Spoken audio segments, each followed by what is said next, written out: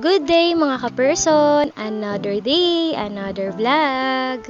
At ito nga, magluluto tayo ngayon ng ng tinolang manok.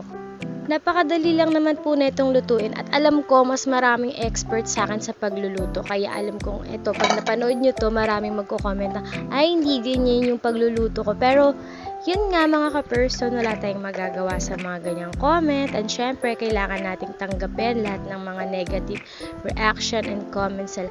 At yan nga, nakikita nyo, nakapatong na rin ang tiyan ko sa lamesa namin. Ewan ko ba, hindi naman ako buntis, pero ang laki ng tiyan ko.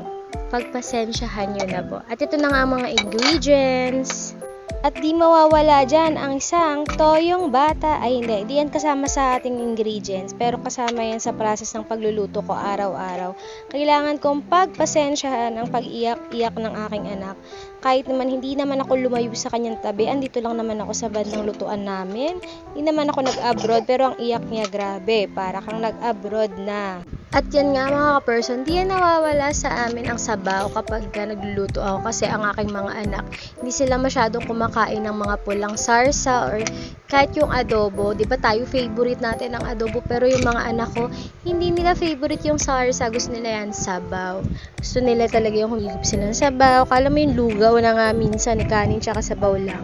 Pero go na go, mas marami silang nakakain doon mga ka-person. At dahil luto na ang ating tinolang manok, ay for the tikim na tayo. At ito na nga, ngumangal-ngal na naman ang aking junakis. Kaya bye muna mga ka-person!